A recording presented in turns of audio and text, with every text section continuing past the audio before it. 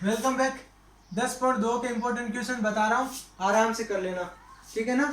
इससे पहले आप माध्यिका की परिभाषा समझ लो कि माध्यिका क्या होती है। माध्यिका ऐसे मैं बेसिक चीज बता रहा हूँ ताकि आगे काम आए। तो माध्यिका होती क्या है कि माध्यिका त्रिभुज के मध्य बिंदु पर मिलती है। भुजा के मध्य बिंदु पर आपको ये समझना, भुजा के मध्य बिंदु पर मतलब सेंटर पर, ठीक बीच वाले पार्ट पर आकर ये मिलती है। मतलब मान लो अगर ये ट्राइंगल है, ऐसे ये त्रिभुज दे रखा है और यहाँ से जब आप माध्यिका डालते हो ना तो ये ठीक कहाँ पे पड़ेगी, ये बीच वाले पॉइंट पर मिलेगी, ठीक है ना। तो इस चीज का ध्यान रखना। और साथ साथ में ये ना सामने वाली भुजा के मध्य बिंदु पर मिलती है। और उसके बाद आता है आपका कोण का, मान लेते हैं एक आता है आपका कोण का समद्विभाजक, लंब अर्धक। ये तो कोई मतलब वाले आप माध्यिका वाला समझना, काम आएगा आपको, भुजा का आधा आधा करती है, ठीक है ना।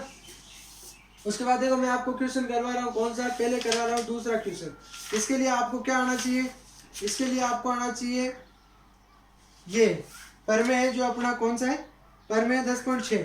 यहाँ से ध्यान रखना कि अगर मान लो एक ट्राइंगल है ये वाला ऐसे और यहाँ पे ऐसे, ये वाला इसका है ए, इसका है बी, ये वाला है पॉइंट सी। मैं बता रहा हूँ परमेय 10.6 सीधा है, आपको इसमें से याद क्या करना है। तो यहाँ से माध्यिकाओं के ऊपर है कि अगर ए से आप माध्यिका डालोगे ये, तो माध्यिका मध्य बिंदु पर जाके मिलती है। मान लेते हैं ए डी माध्यिका है, बी और ये ई, तो यहाँ पे बी ई भी माध्यिका है। और साथ साथ में ये जो है सी और एफ, ये सी एफ भी क्या है आपकी माध्यिका। और ये जहाँ मिलते हैं वो आपका सेंटर पॉइंट है जी। जी मान लो, ओ मान लो, बी मान लो, कोई सा भी मान लो आप। तो यहाँ पे जो माध्यिका होती है ना, तो हमेशा ध्यान रखना ये माध्यिका शुरू कहाँ से हो रही है, ए से। तो ए से लेकर जो बीच वाला पॉइंट है वो टुकड़ा तो होता है अपना 2, और जो आगे वाला टुकड़ा होता है वो कितना होता है 1। तो टोटल टुकड़े कितने हो गए, 3 हो गए, 2 ऊपर 1 है। तो टोटल लेंथ इसकी कितनी होगी। अगर मैं आपको एडी पूछूं कि एडी बताओ, तो एडी आपकी 3 होगी, एजी तो है 2, जीडी है 1, तो टोटल कितनी हो गई 3। अब जहां से शुरू होती है माध्यिका वो वाला टुकड़ा तो हमेशा कितना होता है 2, और जहां पे खत्म होती है यहाँ से वो कितना होता है 1। तो यहाँ पे इसका मतलब ये सी जी भी कितना होगा 2 और ये 1। तो हमेशा आप ध्यान रखना, अगर आप ए जी के नीचे जी डी रखते हो, ए जी के नीचे जी डी, तो इसका मतलब आप ए जी का मान रखोगे। ए जी तो है 2 और जी डी कितना है 1। अब मैं यहाँ पे बताओ, मैं पूछ लेता हूँ ए डी के नीचे आप ए जी रखो, तो ए डी के नीचे ए जी मतलब ए डी पूरा है, ये ए डी तो पूरा होता है कितना है 2, ये और 1 ये, तो टोटल तो होता है 3, और ए जी का मान कितना होता है 2। इसका अगर मैं इस ए डी के नीचे ये वाला रख दूं, कौन सा जी डी, तो ये कितना हो जाएगा आपका 3/1।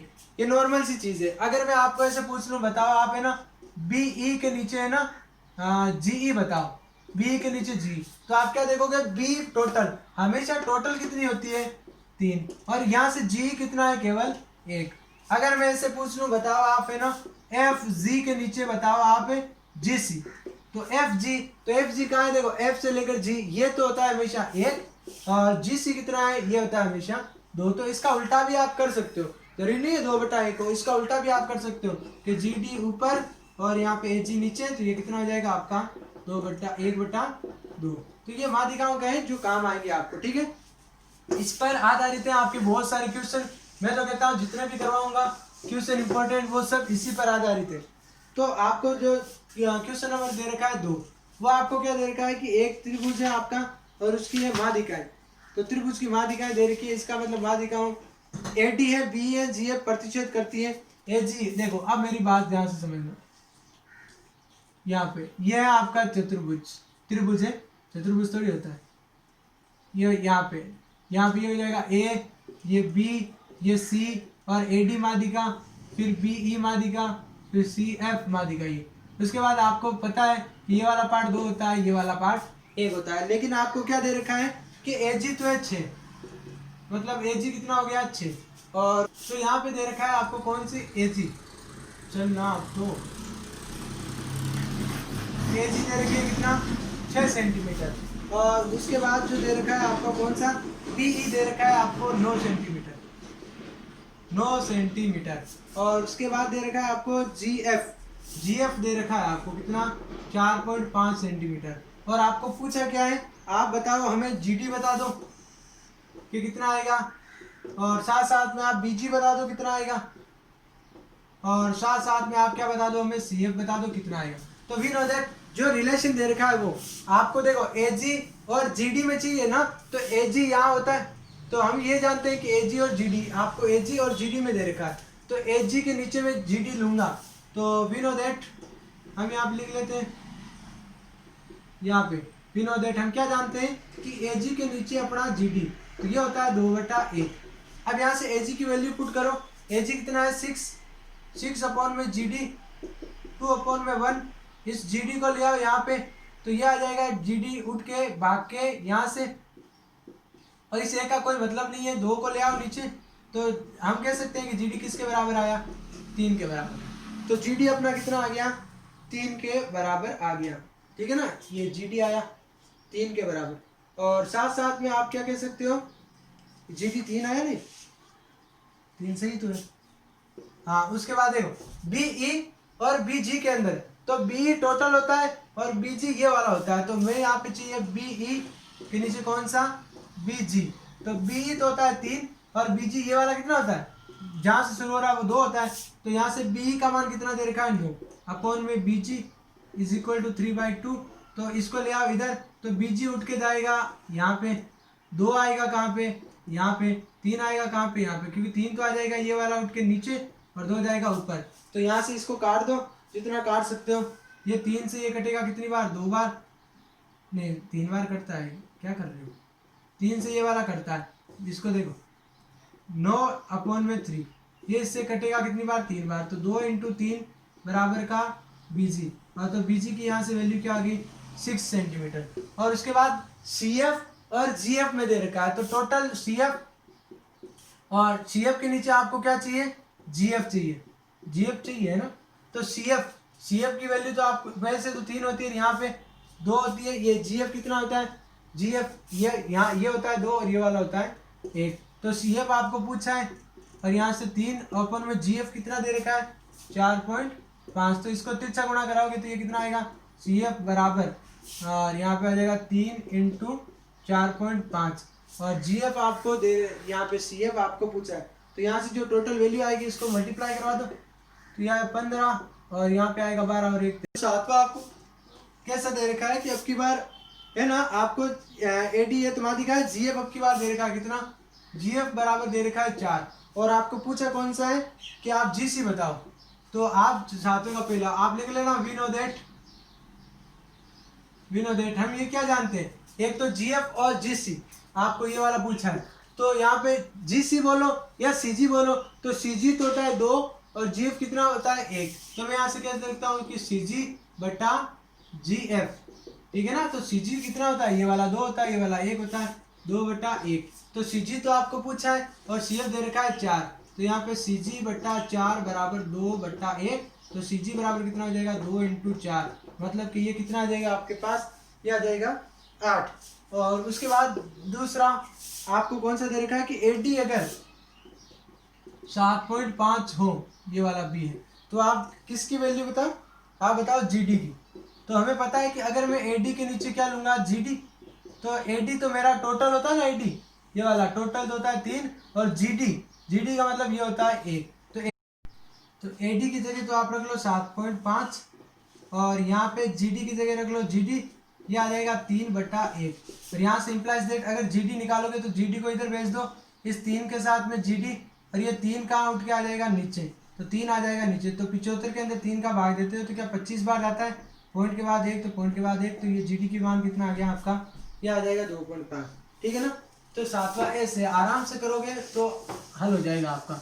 अब देखो इसी ये मैंने दूसरा बता दिया, सातवां बता दिया, अब मैं आपको बताता हूँ कौन सा तीसरा क्वेश्चन, तीसरा इंपॉर्टेंट है, आराम से समझेंगे। ये कह रहा है आपके कि त्रिभुज एबीसी की माध्यिकाएं हैं, और आपको ये वाला चीज सिद्ध करनी है कि एडी प्लस बीई ये बड़ा होगा किससे, हमेशा 3/2 एबी से, ये वाला बड़ा होगा 3/2 एबी से। तो चलो पहले हम बना लेते हैं ट्राइंगल, कि ये हो गया मेरा ट्राइंगल ए बी सी, तो यहाँ से ये हो जाएगा ए बी और सी, ये वाला हो गया, और यहाँ पे ए डी बी की बात हुई ना, इसका मतलब ये माध्यिकाएं हैं, ये हो गया ए डी, ये हो जाएगी बी ई, और यहाँ से ये हो जाएगा सी एफ, ठीक है ना, CF ये हो जाएगी, और जहाँ पे मिल रहा है उसको मैं G पॉइंट मान लूँ क्या, इसको G पॉइंट मान लूँ। तो पहले आपको AD और B ज्ञात करना है, तो पहले माध्यिका थोड़ी चाहिए। तो हम यहाँ पे वी नो दैट, हम क्या जानते हैं, हम ये जानते हैं बेटा कि जो AD के नीचे आप क्या लोगे, AD के नीचे हम लेते हैं AG, ठीक है ना। तो ये आता है मेरा 3/2, ये आता है कि नहीं आता। और यहाँ से अगर मैं AD का मान निकालूं कि मुझे AD बराबर में बताओ, तो 3/2, तो क्या AG इसके गुणा में आ जाएगा क्या, इक्वेशन नंबर फर्स्ट। इसी तरह के अगर मैं B का मान निकालूं यहाँ से, तो BE के नीचे BG, ये आता है 3/2, भी बताया था जस्ट। यहाँ से BE का मान मैं निकालूं तो ये किसके बराबर आएगा, 3/2 BG के बराबर आएगा, इक्वेशन नंबर सेकंड। अब आपको AD और BE को जोड़ना है ना, तो इसको जोड़ दो। तो यहाँ पे लिख लो समीकरण 1 प्लस समीकरण 2, समीकरण 1 प्लस समीकरण 2। तो ये वाला पार्ट AD के अंदर BE जुड़ेगा कि AD प्लस BE, और इधर से 3/2 AG प्लस 3/2 BG, 3/2 यहाँ, 3/2 यहाँ, तो 3/2 कॉमन ले लूँ मैं, ठीक है ना। तो 3/2 मैंने ले लिया कॉमन, यहाँ से 3/2 मैंने ले लिया कॉमन। रही बात AD आ गया, B आ गया, अब यहाँ पे ये वाला लेना है, तो इसको मान लो समीकरण नंबर 3। और अब यहाँ से AB लाना है ना आपको, तो आप कौन सा ट्राइंगल देखो, आप ट्राइंगल देखो ये वाला ट्राइंगल,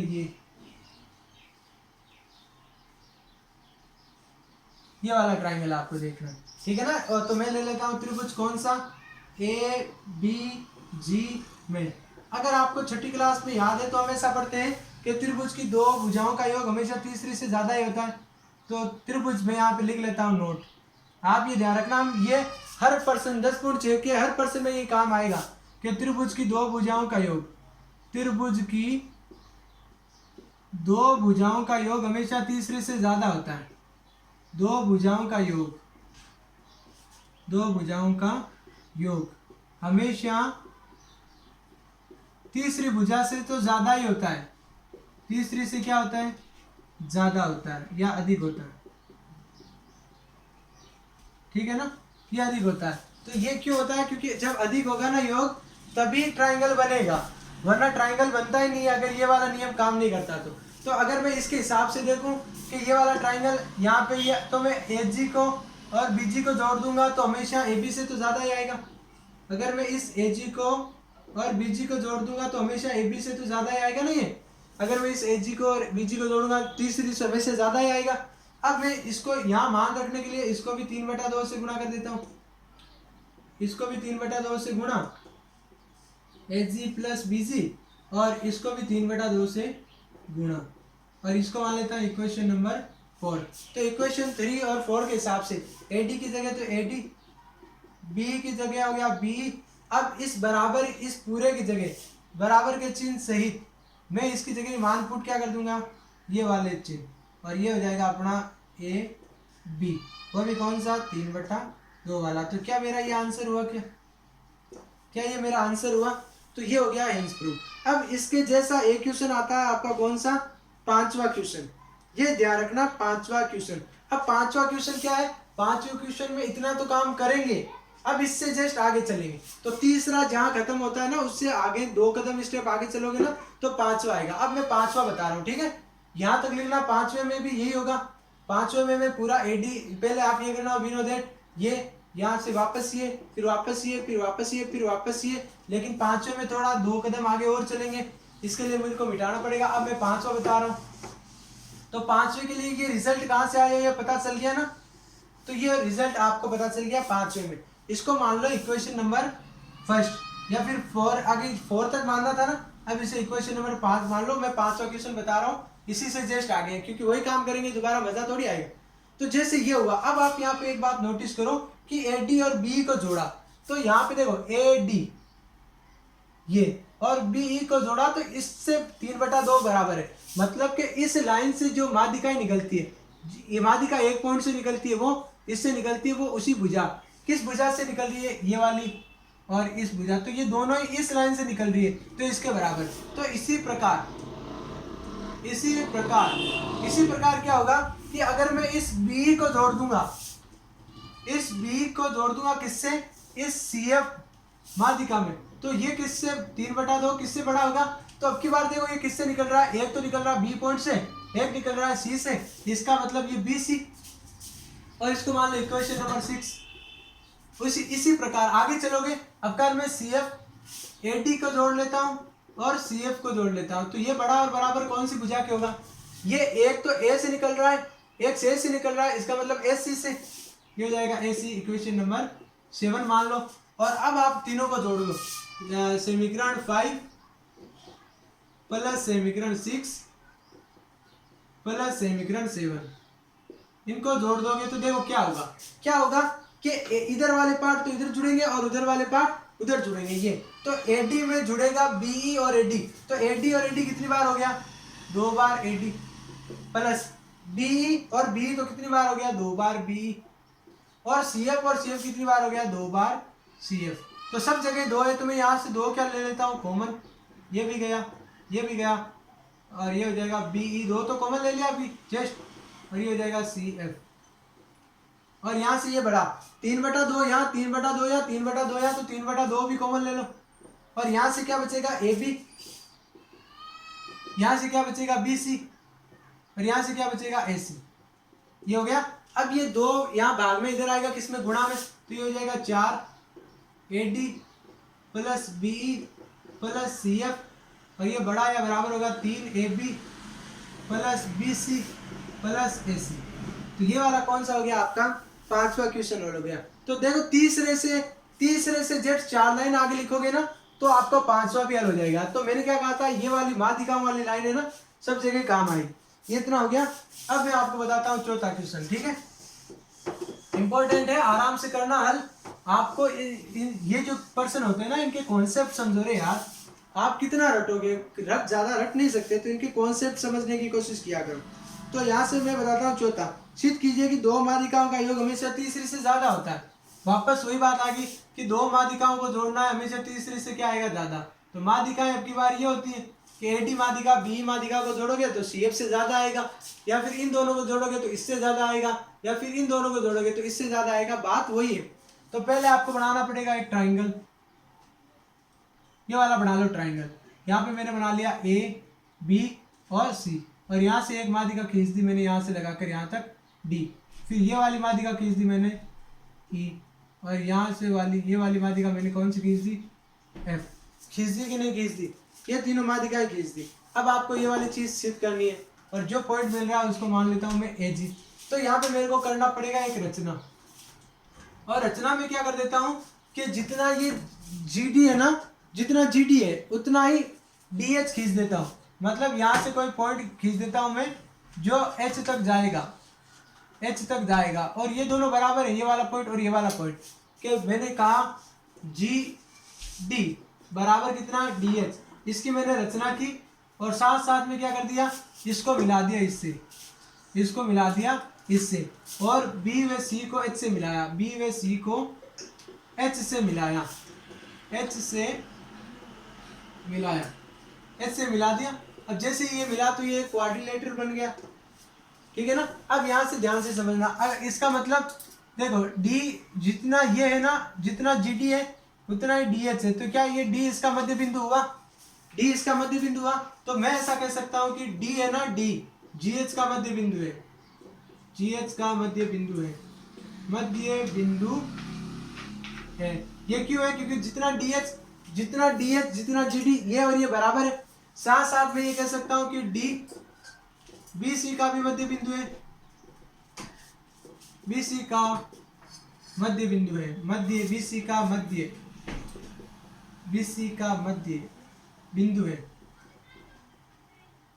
अब आप कहोगे सर ये कैसे पता चला? चलो ये तो सर हमें पता चल गया यहाँ पे कि जी डी बराबर डी एच, ऐसे पता चला। सर आपको बी सी का वाला पता कैसे चला? वो ऐसे पता चला क्योंकि एडी क्या है? माध्यिका, बिकॉज एडी माध्यिका है त्रिभुज की, और माध्यिका हमेशा सेंटर पॉइंट पे जाकर ही मिलती है, इस हिसाब से। तो अगर आप देखोगे, इसलिए अतः, ठीक है ना, अगर आप देखोगे कि ये वाला पॉइंट और ये वाला पॉइंट दोनों एक दूसरे को कहाँ पे काट रहे हैं? समकोण पर, सॉरी यहाँ पे मध्य बिंदु पर। देन वी कैन से कि ये जो आपको दिख रहा है ना क्वाड्रिलेटरल चतुर्भुज, ये चतुर्भुज कौन सा हुआ? समांतर चतुर्भुज। अतः बी जी सी एच एक समांतर चतुर्भुज है, एक समांतर चतुर्भुज है, एक पैरेललोग्राम है। क्यों है? क्योंकि समांतर चतुर्भुज के विकिरण आपस में समद्विभाजित करते हैं। अगर ये समांतर चतुर्भुज है तो मैं ये कह सकता हूं कि BG और CH दोनों बराबर है। BG किसके बराबर है? CH के, क्योंकि लाइनें समांतर भी होती है और साथ साथ में क्या होती है? बराबर। और BG समांतर भी है किसके? CH के। इसी तरह ये वाली लाइन इसके समांतर भी है, यानी BH बराबर है किसके? ये जो BH है ना, इसके सामने वाली के, GC के या CG के। और साथ साथ में ये इसके समांतर भी होगी कि BH समांतर है CG। अब यहाँ से, अब आप यहाँ से ये वाला त्रिभुज लो, त्रिभुज ACH, ठीक है ना? ये वाला त्रिभुज ले लो आप। और यहाँ पे मैं क्या ले लेता हूँ? मैं ले लेता हूँ त्रिभुज GHC में, इस वाले त्रिभुज में जो ऐसा बन रहा है, ठीक है ना? ये C, ये G और ये H। मैंने क्या कहा था कि दो भुजाओं को जोड़ने पर तीसरी से ज्यादा, तो अगर मैं इस GH को जोड़ दूंगा किसमें? CH में, तो ये हमेशा ज्यादा किसके आएगा? CG से तो ज्यादा ही आएगा, CG से तो ज्यादा ही आएगा। और यहाँ पे बताओ GH, इस GH की जगह मैं क्या लिख सकता हूँ? GH की जगह, इस GH की जगह। अब यहाँ से एक बात और ध्यान से समझना कि G पॉइंट है ना, यहाँ पे एक और लाइन लिख लेते हैं पहले, इसके पहले एक लाइन लिख लेते हैं, काम की लाइन है वो, उसके बिना नहीं हो कि यहाँ पे देखो, ये वाला पार्ट होता है 2, AD होता है 2 और GD कितना होता है? 1। ये तो होता है 2, ये होता है 1। अब 1 यहाँ था तो वही तुमने यहाँ रचना की, GD और DH। 1 यहाँ था, 1 की रचना यहाँ पे कर ली है, तो 1 और 1 अगर मैं पूरा ये पूछूं तो ये हो जाएगा 2 और ये ऊपर वाला भी 2। तो इसका मतलब AH का बीच वाला पॉइंट कौन सा हो गया? G, क्योंकि 2 ही ऊपर और 2 ही नीचे। तो मैं यहाँ से कह सकता हूँ कि G, यहाँ पे जो G है ना, G वो AH का मध्य बिंदु है, AH का मध्य बिंदु है।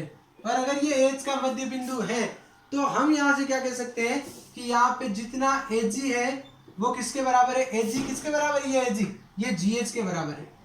अब यहाँ से आप लो कि त्रिभुज यहाँ पे कौन सा था? ये GHC में, कि अगर आप GH को जोड़ोगे प्लस आप CH को जोड़ोगे तो ये हमेशा आपका CG से तो बड़ा ही आएगा। अब G की आप क्या लिख सकते हो? इस GH की जगह लिख सकते हो AG, प्लस इस CH की जगह, इस CH से H की जगह आप क्या लिख सकते हो? BG। ये बड़ा होगा किससे? CG से। अब यहाँ से इसको AD लाना है ना, तो आप क्या जानते हो? AD बट्टा AG बराबर 3/2। ये AG जाएगा इधर, तो अगर मुझे यहाँ पे AD चाहिए तो इसके गुणा में क्या होना चाहिए? 3/2। तो यहाँ से मैं इसके गुणा में ले आता हूँ 3/2। 3/2 यहाँ से क्या होगा? AG। और साथ साथ में BG के लिए भी यही करना पड़ेगा, 3/2 BG। और ये 3/2 इधर भी तो करना पड़ेगा ना CG, क्योंकि इधर किया एक जगह करते सब जगह करना पड़ेगा। तो 3/2 AG किसके बराबर? AD के बराबर। BG वाला किसके बराबर? BE के बराबर। और CG वाला किसके बराबर? CF के बराबर। क्या आपको यही सिद्ध करना था? क्या आपको यही सिद्ध करना था? समझ में कम आया तो वीडियो को दोबारा से देख लेना, ठीक है ना? तो ये 5वां भी हो गया। अब एक आता है छठा क्वेश्चन, इंपॉर्टेंट है वैसे छठा, आसान है। एक त्रिभुज को हम सर्वांग समसिद्ध करेंगे, उसके बाद सारे प्रश्न ऑटोमेटिक हल हो जाएंगे। वो हल कैसे होते हैं चलो मैं बता देता हूँ आपको। यहाँ पे ये कह रहा है कि 8वां क्वेश्चन है, सॉरी छठा नहीं है, 8वां क्वेश्चन। 8वां क्वेश्चन है कि त्रिभुज ABC एक समबाहु त्रिभुज है। चलो मैं बना ले तो त्रिभुज ABC एक समबाहु त्रिभुज, यहाँ पे A B और C एक समबाहु त्रिभुज, समद्विबाहु त्रिभुज है। समद्विबाहु त्रिभुज में साथ साथ में AB और AC बराबर है, AB और AC बराबर है। और BC का बीच वाला पॉइंट कौन सा है? D। चलो BC का बीच वाला पॉइंट कौन सा है? D। यहाँ पे सही से लगना, बीच वाला पॉइंट कौन सा है? D। D है तो सिद्ध करना है कि परिकेंद्र, अंत्य केंद्र, लंब केंद्र और केंद्रक सभी AD पर है। AD का मतलब ये वाली लाइन यहाँ से मिला लो। तो देखो परिकेंद्र क्या होता है, पहले परिकेंद्र क्या होता है मैंने आपको वीडियो के शुरुआत में ही बताया था, या फिर 9.1 के जब क्वेश्चन बताया था मैंने कहा था ये हमेशा वो क्या बोलते हैं भुजा के, या फिर हम कह सकते हैं परिकेंद्र को शॉर्ट में डिफाइन करें तो ये माध्यिका पर स्थित होता है, ठीक है ना? परिकेंद्र का मतलब ये आपके किसके ऊपर होता है? ये माध्यिका के ऊपर होता है। या फिर आप कह सकते हो भुजाओं के लंब समद्विभाजक पर। यह हमेशा भुजा के लंब समद्विभाजक पर, भुजा के लंब समद्विभाजक पर होता है। किसके ऊपर होता है? भुजा के लंब समद्विभाजक पर, ठीक है ना। तो परिकेंद्र भुजा के लंब समद्विभाजक पर होता है, भुजा के लंब समद्विभाजक। तो आपको ये एडी पर यह सिद्ध करना है। तो एडी पर सिद्ध करने के लिए आपको एडी को क्या सिद्ध करना पड़ेगा कि ये इस वाली भुजा को है ना 90 पर भी काट रहा है। और अगर मैं अंत्य केंद्र की बात करूं, अंत्य केंद्र, तो अंत्य केंद्र हमेशा क्या होता है? अंत्य केंद्र, अंत्य केंद्र हमेशा कोण के समद्विभाजक पर स्थित होता है। मैंने बताया था ना आपको एक बार कि अंत्य केंद्र हमेशा कोणों के समद्विभाजक पर होता है। तो अंत्य केंद्र कोणों के समद्विभाजक पर, कोणों के समद्विभाजक पर। इसका मतलब हमें क्या सिद्ध करना पड़ेगा कि एडी कोण का भी आधा कर रहा है। ये सब एडी पर है ना, तो एडी भुजा का भी आधा करना चाहिए, एडी कोण का भी आधा करना चाहिए, समद्विभाजक पर होता है, होता है। और अगर तीसरा पॉइंट की बात करें, तीसरा पॉइंट कौन सा दे रखा है आपको? तीसरा दे रखा है लंब केंद्र। तो लंब केंद्र के लिए आप क्या करते हो? लंब केंद्र लंब पर स्थित होता है। लंब केंद्र का मतलब क्या हो गया कि वो लंब पर स्थित होता है, और साथ साथ में केंद्र क्या होता है कि वो माध्यिका पर होता है। तो एडी तो माध्यिका है, तो केंद्र तो वैसे भी हो गया। तो आप पहले लो त्रिभुज, कौन सा? त्रिभुज ए बी डी व त्रिभुज ए सी डी में। इसमें सबसे पहले आप देखो कि ए बी किसके बराबर है? आपके ए सी के बराबर। क्यों दिया है? प्रश्न में दिया है कि ये इसके बराबर है समद्विबाहु त्रिभुज। उसके बाद आप देखो कि ए डी दोनों में काम आ रहा है, ए डी बराबर ए डी, क्योंकि उभयनिष्ठ है। जब भी मैं ये लिखूँ ना तो चित्र में हमेशा ध्यान दिया करो, ठीक है ना, कॉपी में बना लो। तो ए डी इसमें भी काम आ रहा है, ए डी इसमें भी काम आ रहा है। साथ साथ में क्या है आपका बी डी बराबर है डी सी के। ये क्यों है? क्योंकि डी बी सी का मध्य बिंदु है। ये भी प्रश्न में दे रखा है कि डी बी सी का मध्य बिंदु है। अतः हम ये कह सकते हैं कि त्रिभुज ए बी डी ये हो जाएगा सर्वांग सम किसके? त्रिभुज ए सी डी के। तो ये हो जाएगा सर्वांग सम। अगर ये सर्वांग सम हुआ तो ये वाला कोण और ये वाला कोण दोनों क्या देंगे? बराबर। तो इसका मतलब कोण ए का आधा हो रहा है, और साथ साथ में ये वाला कोण भी क्या हो जाएगा? बराबर, क्योंकि ये और ये दोनों बराबर है और इनको जोड़ने पर आ रहा है 90। तो ये वाला भी 90, 180 आ रहा है, तो ये वाला भी 90। अब हम यहाँ से कह सकते हैं कि कोण 1 बराबर कोण 2, ठीक है ना। और ये किसका आधा है? कोण 1 का आधा है, तो आधा इधर और आधा इधर। और एक बात हम यहाँ से और कह सकते हैं कि कोण ये जो है ना, ये ए डी बी, कोण ए डी बी बराबर कोण ए डी सी, ये भी दोनों कितने आपके 90 डिग्री के। अब भुजा के लंब समद्विभाजक पर स्थित होता है। इसका मतलब देखो कि ए डी क्या कर रहा है? इस ए डी है ना, लंब है किसके ऊपर? बी सी के ऊपर, ठीक है ना। ये लंब क्यों हुआ? ये इसको मान लो समीकरण नंबर 1 इतने को। ये लंब इसलिए हुआ क्योंकि यहाँ पे ए डी 90 बना रहा है समीकरण 1 से, समीकरण 1 से। ये तो हो गया 90। क्या ये इसको बराबर टुकड़े भी कर रहा है कि आधा इधर आधा इधर? हाँ बिल्कुल कर रहा है। बी डी किसके बराबर? डी सी के। इसका मतलब क्या हो गया कि ए डी बी सी पर लंब समद्विभाजक है। ए डी बी सी का लंब समद्विभाजन करता है, ए डी बी सी का लंब समद्विभाजन करता है, भाजन करता है। इसका मतलब, और लंब समद्विभाजक पर ही कौन होता है? परिकेंद्र।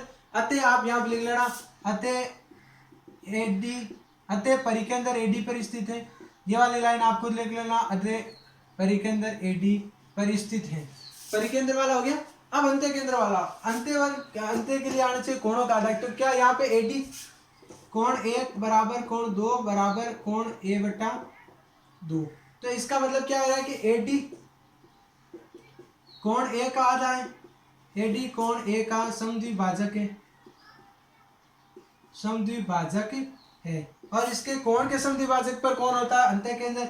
अतः अंत्य केंद्र, ये वाली लाइन आपको लिख लेना, अतः अंत्य केंद्र एडी पर स्थित है, एडी पर स्थित है। 2 बार हो गया।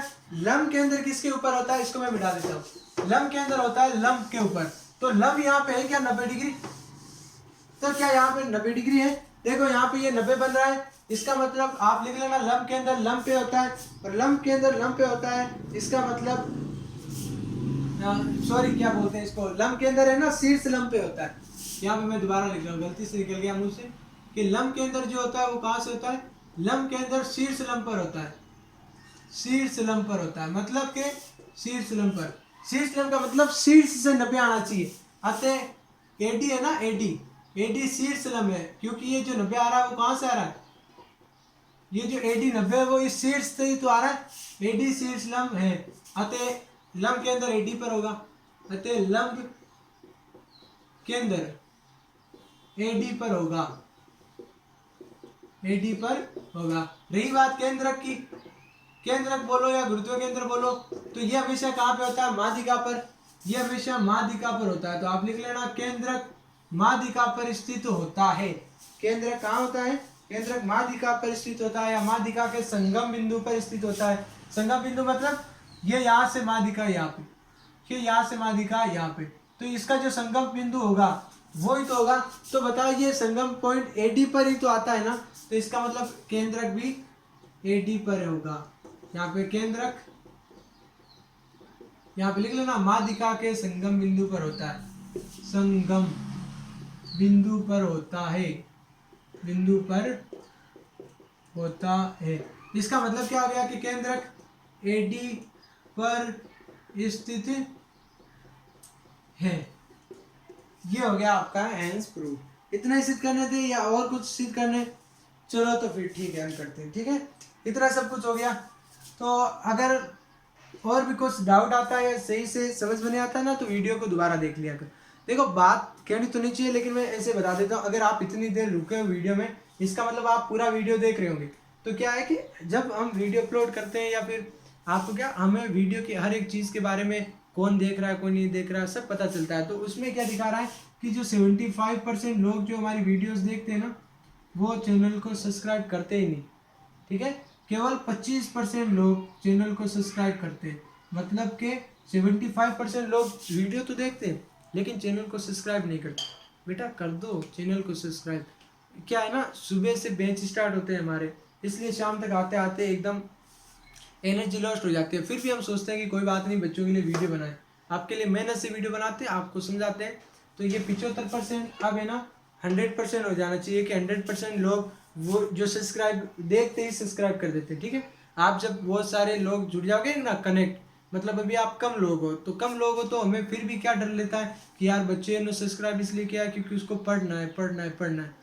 इसलिए हम चाहे कितना भी टाइम लगे, कितनी भी एनर्जी वेस्ट हो, लेकिन हम आपके लिए वीडियोस बनाते हैं, भले ही व्यूज़ आए या ना आए, हमें इससे कोई मतलब नहीं, क्योंकि पढ़ने वाले कम होते हैं। अगर आप देखोगे ना, तो जो इंटरटेनमेंट वाले वीडियोस होते हैं ना, उनमें बहुत सारे व्यूज़ आते हैं, अच्छी बात है, जाना चाहिए, वो भी मेहनत करते हैं। लेकिन पढ़ाई के लिए वही पढ़ते आते हैं जो एकदम अपने भविष्य के बारे में सोचते रहते हैं, ठीक है ना, मोटिवेट भी करेंगे आपको। पहले आप अच्छा लगे तो ये चैनल को सब्सक्राइब कर लिया करो, इतनी मेहनत करते हैं तो, ठीक है। बाकी काम बाद में करेंगे, मिलते हैं।